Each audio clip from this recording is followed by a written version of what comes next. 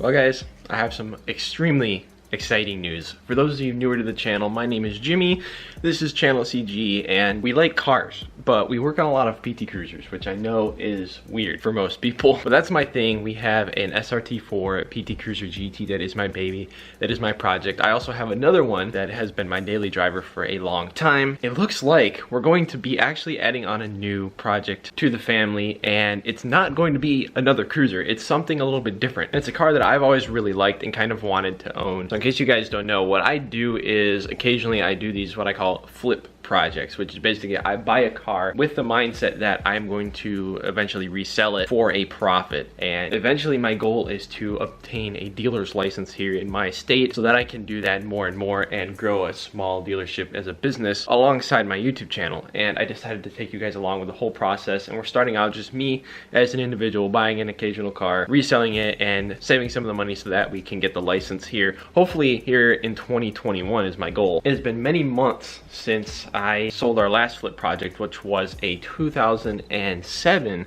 PT Cruiser convertible. That car was an interesting one, and my biggest goal with this next project was that I wanted to wait and find the right deal, something that might give me slightly less gray hairs, something that we could have a little bit more fun with here on the channel, make a few videos with. I started going on Copart a lot, and for those of you who don't know what Copart is basically an online salvage auction chain. There's Coparts all over America and even around the world. They have locations and they have auctions there, and they auction off mostly salvage title, wrecked cars and stuff like that, but you can find some good deals on there. There's some cars that are clean title. I finally signed up on their website and went on there as an individual. Good friend of mine, Evan Melton, you guys probably heard me talk about him in the past. He is like an expert with Copart stuff. He's bought many cars there, and he's helped me out a lot along the way, so I just have to give a shout out to him, because if it wasn't for him I would have probably never have been able to find the deal that I did, and probably none of this would be happening right now. So big shout out to Evan. But ever since Project Vert sold, I have been scouring for the perfect next flip project. I looked at like probably 10 different cars, and I just couldn't find anything close to what I was hoping for. But I mentioned in a vlog a while back that I was kind of keeping my eye on Copart now, and ever since then I have been on Copart all the time looking at deals, trying to decide what to bid on. Just the other day I bid on a car. When I placed my maximum bid, it turned out that it switched from seller reserve to pure sale, which means that I was above seller reserve and I was the winning bid. I did it on a whim. I wasn't able to order a condition report or anything like that. It was like the day before the auction was up, but I just sent it because it looked like there was potential for it to be a really good deal. Sure enough, I woke up the next morning and I had won the bid. I am super excited. It looks like we may have just got ourselves an insane deal, but we will see once the car gets here. I paid for it to be shipped here to Western New York State from Altoona, Pennsylvania, that Copart location. And I'm expecting it to be here at the beginning of this week, but I had to share the good news now and start filming now that I know about it. So excited for this project, and hopefully they're able to deliver it soon, because I cannot wait to see it. But I'm gonna fill you guys in on all the details and on the financial end of things. We're gonna look the car over once it gets here, but I guess now we just wait.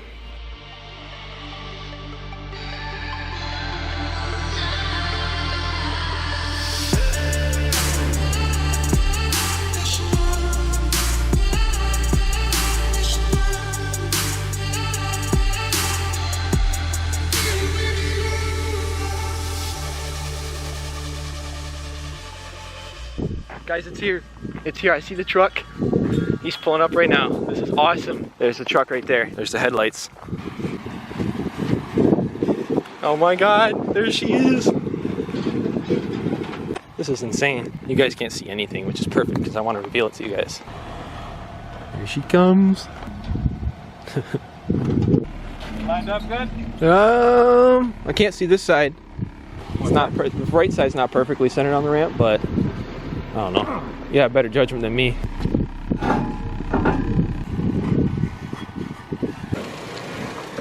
Still clear. Still clear. Perfect fit. Always done with the delivery process. Had to sign off on it. Interior lights are not turning on. These lights are turning on though. Oh my lord, this is so cool. It is too cold for the windows down, boy. Aftermarket head unit, baby. We gonna be stunting. Turn signal. Turn signal works. Hey. Woo! Look at this, baby. I got a freaking car. Another one. And it kind of works. Heater works too, thankfully, because oh my God, I am cold. It's so dark out tonight, so I think I'm gonna skip till tomorrow to like give you the full reveal. I don't know if you guys can tell what the car is yet. But without further ado, guys, let's meet the new project.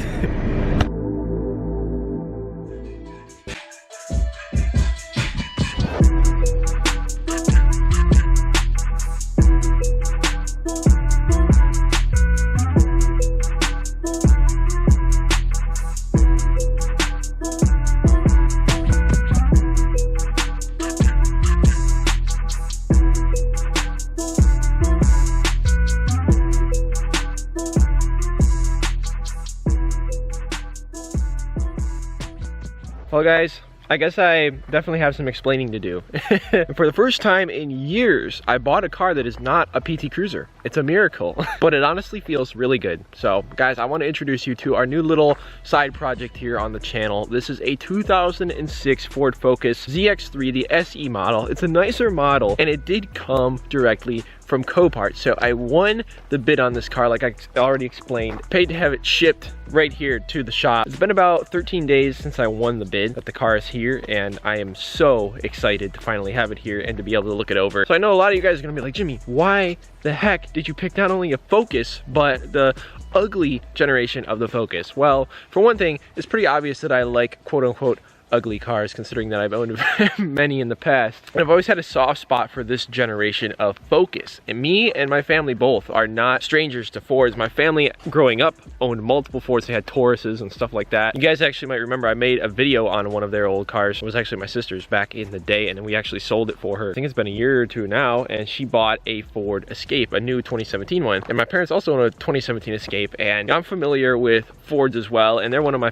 personally favorite brands. I'm not like a brand loyalist. I'm not, what do you say, a diehard fan of only one thing. PT Cruisers are like home to me, and I love them. I love my GT. I'll always keep that car, but there's a lot of projects that I want to have, that I want to own, and I'm hoping 2021 will be the year that we can see that kind of come together and start to happen here on the channel. But rant aside, this car was in Altoona, Pennsylvania at the Copart location there. Kind of weird the way it works, because I'm not technically a business or a dealer. I am an individual that bought this car. I don't yet have any sort of dealer licensing or anything like that where I can bid on cars as a dealer. It's way easier and way more efficient to do it that way, and that's why I cannot wait to hopefully obtain the licensing and go through all those hoops here in the future. But it's going to open up a whole world of opportunities for me. But essentially, in New York State, you have to be an auto dealer, or you have to bid through a broker to buy a car from Copart, or any auction for that matter. But in Pennsylvania, that works a little bit differently, and I was able to obtain this car without using a broker or anything like that right in Pennsylvania, right on Copart's website, which was pretty awesome. And the whole process actually went pretty dang well. I paid with a credit card right on their website, paid for the shipping right through them. They notified me the day of, and I got a phone call from the shipping guy to arrange it coming here, signed off on it when it got here, and I had to sign off on a form that basically gives them like a power of attorney, a temporary power of attorney kind of thing, because I think this was a trade-in, which we'll get to in a second. So the previous owner hadn't signed off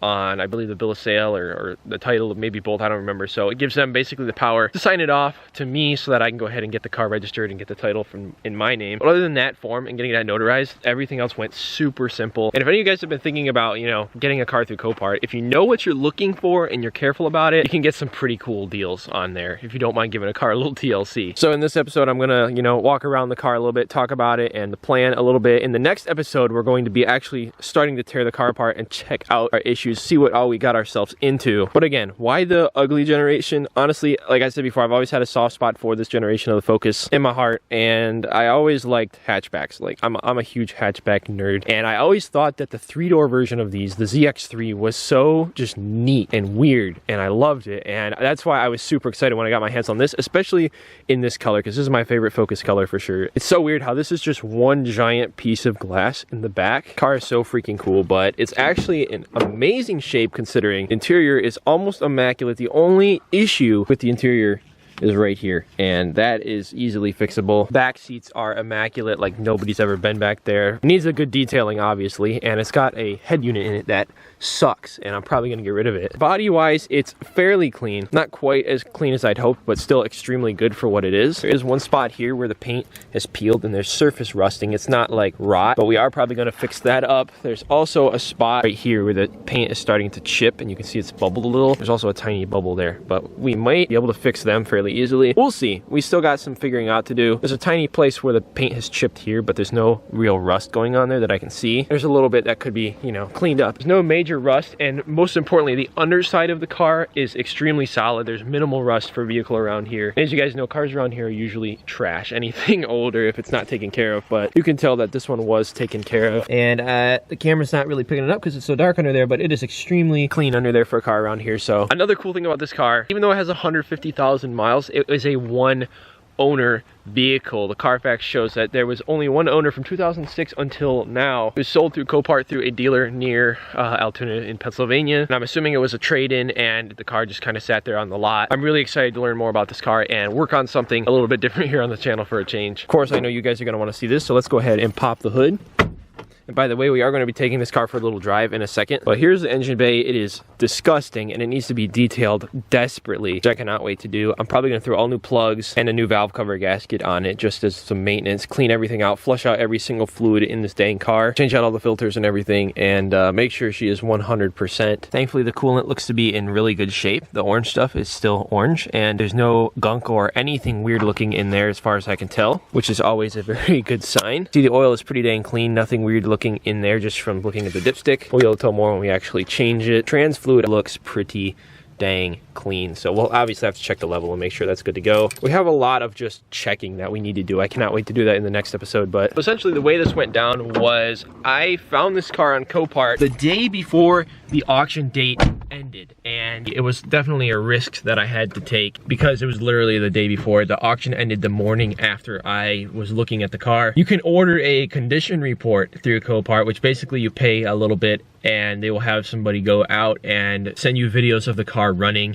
and moving and more in-depth pictures, and they will point out any damage on the body or anything like that. So like they would have pointed out that rust and like those couple little things, and I would have known about it beforehand, which, you know, I don't know how much it would have influenced my bidding at that point, but I was unable to do that because it was such a short amount of time before the auction ended. So I literally just had to send it. I put in my max bid of 400, sold it 375, pure sale with fees and everything. We totaled $600, and then I ended up paying I think another $6 total with shipping to get it home, because I thought about renting actually a truck and a trailer to go head down to Altoona and pick it up myself. It's about 4 to 4.5 hours to get there, and it would have been, you know, 8 or 9 hours on the road, which is a lot of time on the road. I wouldn't have minded. It would have made a cool video, but that was gonna cost me about 350 bucks plus a whole day of my time, plus, you know, picking up the stuff and dropping it off. So it would have been a lot, and I decided to just send it, and that way we could kind of make this cool video of it getting shipped to us and taking delivery. So that being said, you can actually, if you buy a car through Copart, get it delivered to you, which is a really cool little feature if you're willing to pay the extra. Also, I just remember there is one other thing wrong. This actually is broken down here on the center console, so this just kind of chilling.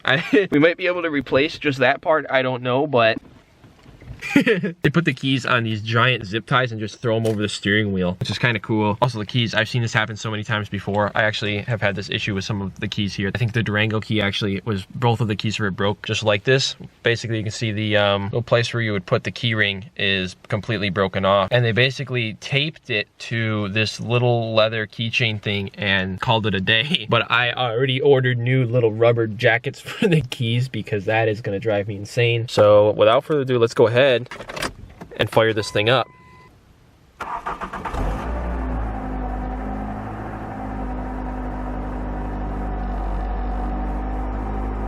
Again, as you guys can hear, exhaust is in immaculate shape. No leaks or anything like that. Everything sounds pretty okay up front. Definitely, like I said, needs some TLC, but it makes no particularly scary noises that I can hear. There is a tiny bit of like, not a ticking noise, but kind of like a ticking noise. I don't know if the camera's gonna pick it up or make it sound 10 times worse or make it sound like nothing, but I don't know. You guys might be able to kind of hear it. It reminds me of the noise that my red car is actually making a tiny bit. It's a very common thing, you know, the car is getting older and it's got some miles on it. Maybe we'll try an oil additive or two, and I gotta do some research and figure out exactly what's going on with that, but I don't think it's any major issue. I think it's a very common sound. I'm not too worried about it personally. The only other thing I can say is I notice a lot of vibration in the steering wheel, and that actually reminds me of my PT-GT, but my PT-GT had not only shot motor mounts, but then it has solid ones, and now that causes it to vibrate. And it's probably just due to maybe needing a mount or two. It's just a tiny bit. Now that it's at lowered idle, now below 1000 RPM, it's barely vibrating at all. Something I found weird, I thought that the dome light was broken last night, but essentially the switch here, you have full on, and then in the middle is only on when you open the door, and then all the way to the left is completely off, which I found kind of interesting. So you see it's in the middle, so it's off right now. when I open the door, it turns on. When I shut the door, it turns off. But when I turn it all the way to the left and open my door, it doesn't turn on at all, which is kind of weird. That being said though, I'm gonna take it for a quick little drive through Mexico, obviously, with you guys, and show you that it actually drives pretty good. And actually, I only drove it briefly to pull it in here yesterday, so I didn't get to see much. Also, the tires were really low on air, like I mentioned before, so we're just gonna go for a quick little spin.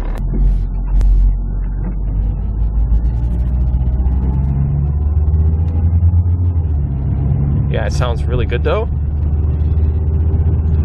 And the suspension feels amazing. I hear a little bit of noise coming from the rusty brakes.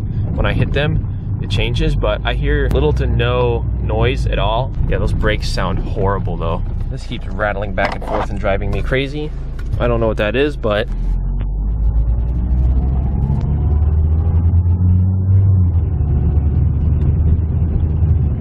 yeah, I heard a tiny clunk. That sounds like a sway bar maybe. Might need sway bar end links. We're gonna check all our bushings over, but suspension feels perfectly tight. I don't think any of our main bushings are loose or anything like that. Also, I think some of that noise that I'm hearing is tire noise too, which these tires are probably gonna need to be replaced. I'm definitely gonna replace them. What am I saying? Also could need a wheel bearing, I suppose, especially if the car sat for very long. But even just driving through the bumpy driveway right now, I don't hear a ton of clunking or anything like that. Seems to be in pretty dang tight shape as far as all that stuff is concerned. Probably gonna need to do a few things, but I was pretty happy to see that and feel that the car didn't have literally every bushing completely shot, which wouldn't have surprised me, honestly. I would have been okay with that, but you know, it is what it is.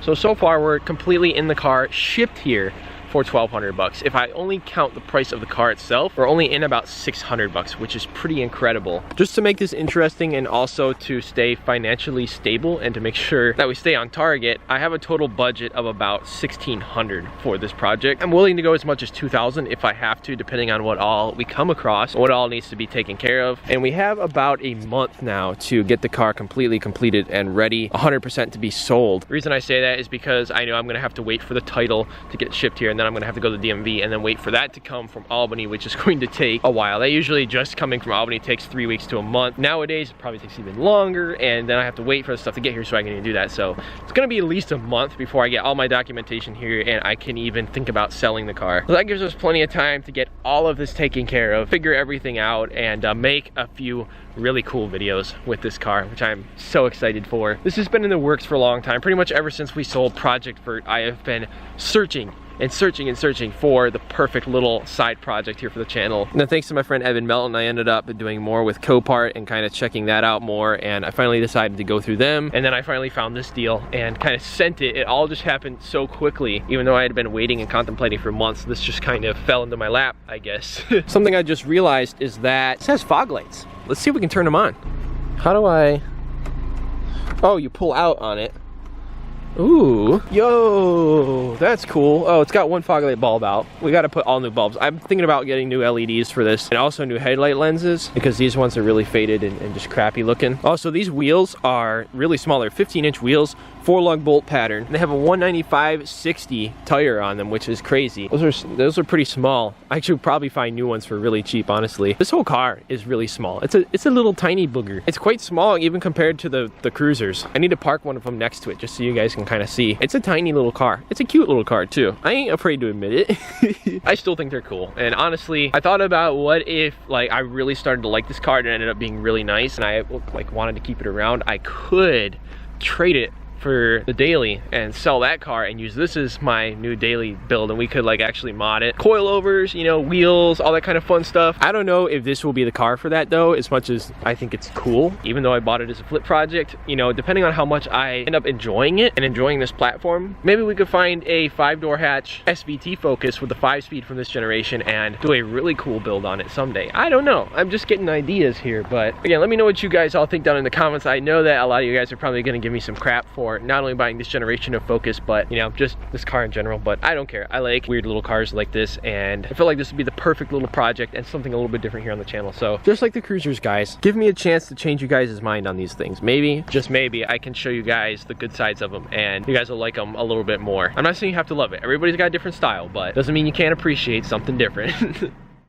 Well, yeah, guys, by the way, remember this old Durango? I'm hoping to make a little update video actually on that here in the near future. Let me know if you guys think that would be cool to see. But we got a bunch of work to get done on that car to get it up to snuff and get it roadworthy again. That should be a good episode, but guys, I am just so excited. I hope you guys enjoyed this little reveal, and be sure to stay tuned for the next video where we start to tear into things and check out what all is wrong and what all TLC needs to be done to the new project. I'm gonna start calling her Project Sally. I don't know why, but that name just popped into my head when I first saw the car. She looks like a Sally. What can I say? Project Sally is gonna be a fun one, and I can't express to you guys how like genuinely excited I am to take this project on. It's gonna be the kind of work that I enjoy doing. I love taking a car like this that has seen some neglect and just breathing some life into it. That's my favorite thing to do, for sure, as far as cars and stuff is concerned. I don't like getting into huge mechanical jobs if I can help it. I've mentioned this before, but I am way more artistic, kind of, and on the artistic side of things when it comes to cars than I am, you know, really logical, mechanical, and the engineering aspect. I find it fascinating, but it's like a weird way of self-expression, and I think a lot of you guys know what I'm talking about, and a lot of you can relate with it, but some of you can't.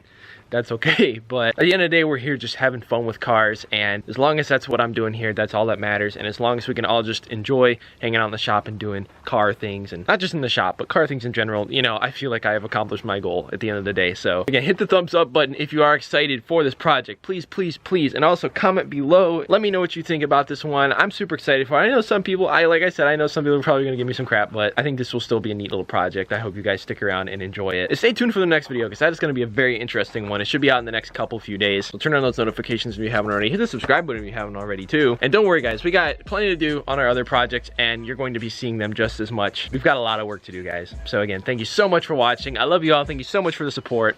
You rock. God bless, and I will see you in the next one. Here's to Project Sally.